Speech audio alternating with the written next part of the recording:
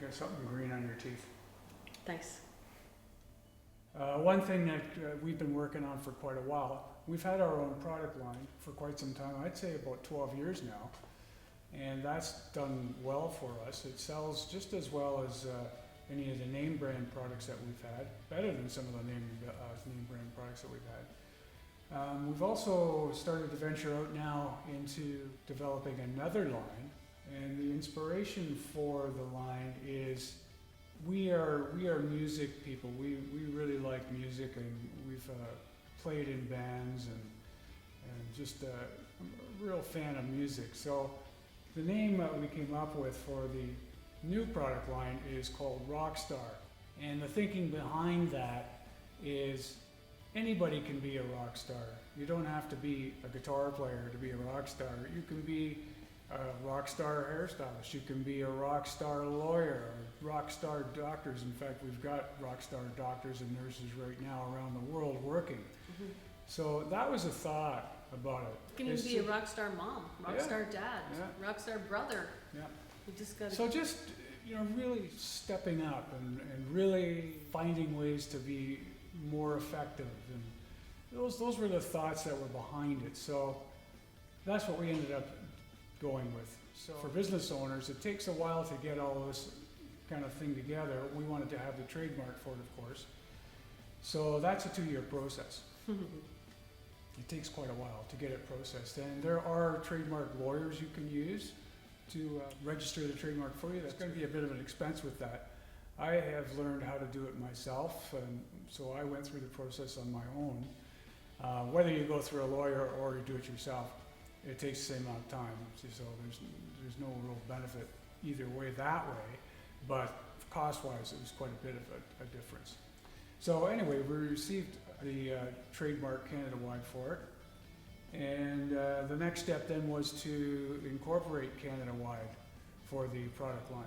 I have to come up with the design of the bottle, and one of the things that's got to be on the bottle is what the company is. So I can't put Rckstr Inc. on the bottle if it isn't Rckstr Inc., if it doesn't exist, and I don't even know if I can get it. So I went through that process and got the registration complete for that as well. I've been researching packaging, and I've come up with the bottles that I'm going to go with for now. Well, we talked about having something environmentally friendly, and we even went to Chicago to the Pack Expo looking for environmentally friendly packaging, which doesn't exist. It doesn't exist. We came back, we were so upset that we couldn't find anything other than plastic. So. And that Pack Expo, by the way, is the largest trade show in North America. It's 1 million square feet of packaging. And it was quite interesting because it was really totally outside of our normal realm. And we did learn a lot of things and saw a lot of really cool things, because now they didn't just have packaging, they had filling machines and things like that. So that was interesting to see. Some of it's way out of our league, but some of it wasn't. One thing that we did see at Pack Expo was a lot of these pouches with the little spout on them. Well, it turns out that those, they do use less plastic, but they're not recyclable. So that's a definite no. That one out. That's out. So what we're going to do is we're going to pilot a shampoo and a conditioner, and we're going to pilot it in an aluminum bottle. So it will look like this. There's different types of pumps that we can get for it. This one has the natural color on the top and silver on the sidewall. I would like to have black on the top and silver on the sidewall. It looks pretty sharp. So this bottle here is an 8-ounce bottle. It's aluminum. Aluminum's good because when it's recycled, it has an endless recycle life. Unlike plastic bottles, they can go about 5 times, and then that's it. Then they end up in the landfill. Also, aluminum is a little bit more, because it's a metal, a little bit more valuable, so more likely to get recycled than plastic, because there's so much cheap plastic that a large percentage of that just ends up in landfill anyway, even if you did put it through recycling. I've been actually seeing some some companies in Australia that have been moving more into aluminum. Yeah, I think it's good. And the other thing that we're going to do, we're going to see how things fall out after this pandemic, but one of the things we would like to do is doing a refill on the bottles. There may be issues with that now, but we will wait and see how that goes. But that is our plan, is to be refilling these aluminum bottles. So the other bottles, for the other products, we're going to use some plastic for the time being. We're going to see how this goes. Of course, the plastic bottles are a lot less expensive, so budget was a part of that decision. And this is an 8-ounce bottle that we're going to be using. This is an 8-ounce, or 250 ml rather, moose bottle with a foamer pump on the top that we're going to be using as well. And you can see here I've got a mock-up of the design for the bottle, just done with paper. And I really like how it's turned out. Mm-hmm. One of our staff members, one of our staff actually designed the logo. The logo. I gave her some ideas of what I wanted, and she went away and pulled it off. And she did a great job. I think it looks great. So that's what's coming. We've been working hard on that. We've also been working with a chemist to formulate what's actually going to go in these bottles. So we've got 5 of those completed. That's a bit of a process too, because you want to make sure that you're using, we wanted to use the most environmentally friendly, just generally friendly ingredients that we could find. And in order to do that, we had to really understand the ingredients. So back last summer, I started an online chemist course to learn about formulation of product and what goes into that and what materials are being used or what chemicals are being used.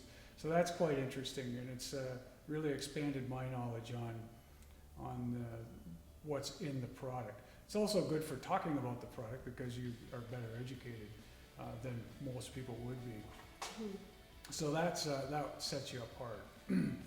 So we have a chemist that we've been working with who has completed, like I mentioned, 5 of the products that we're going to be doing. And we're going to be working on another 6, I believe it is. So one of the challenges we ran into was actually obtaining bottles shortly before all this started up.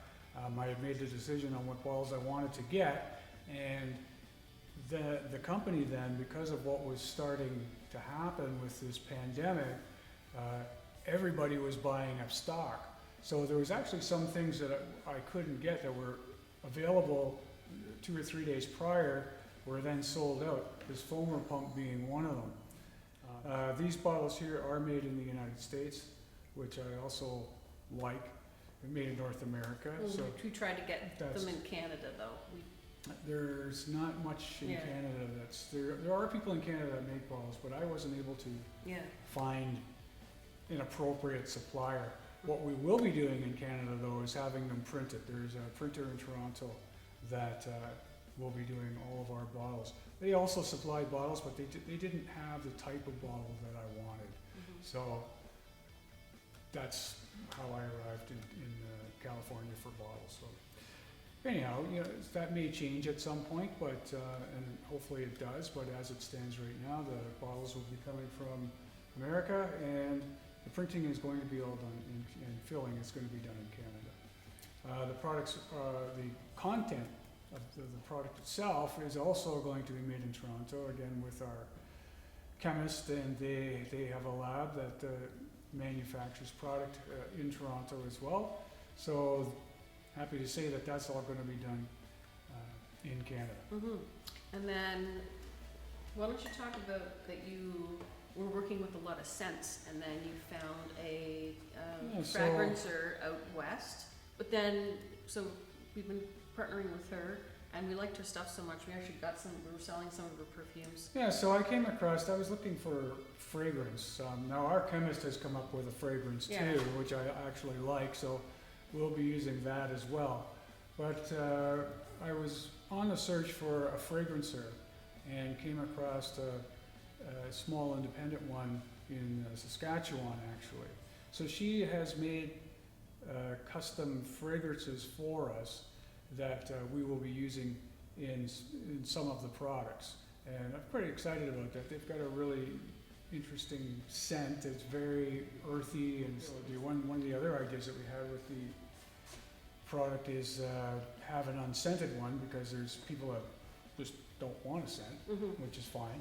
But with the unscented one, I did some experimenting with essential oils, and really you can just put a couple of drops of whatever essential oil you like in, and give it a shake, and you're good to go. You got a scent.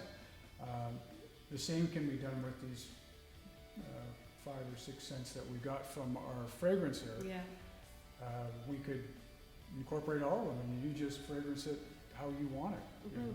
Yeah. So I think that's an interesting idea, and I've not ever seen that done before. So that would be something that would separate us from the rest of the crowd. And the fragrance, I don't know if we mentioned that we're not really big on fruity scents. Her scents are really earthy and very interesting. They're almost want to say mysterious in a way.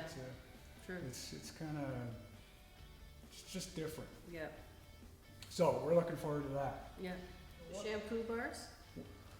So one thing that we have going right now with the product line that's been for sale for a few months is artisan shampoo bars and artisan soaps. One interesting thing about the shampoo bar is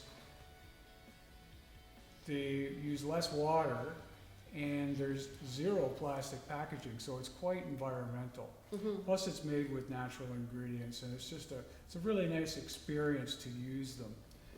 The artisan soaps are the same thing, low water content. They are, again, 0 plastic packaging, so very environmentally friendly, and a great experience. They're scented very nicely. So it's a real pleasure to work with them and use them. Yeah, so the shampoo bars I think are excellent. I've used the beer and honey myself on my hair. My hair is thick and big and curly and wild, and it made it fluffy. And usually wavy curly hair it's usually wiggy, so I loved how this made my hair kind of fluffy. So I really liked it, and it smells amazing. So it's really good for when you're camping, when you're traveling.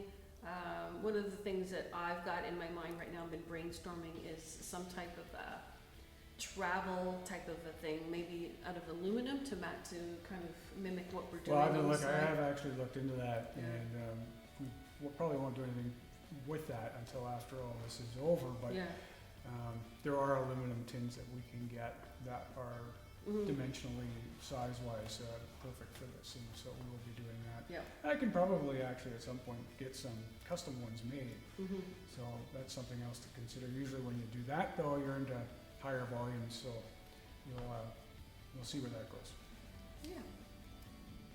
Okay. Okay? Yep. Bye for now. Bye. See ya.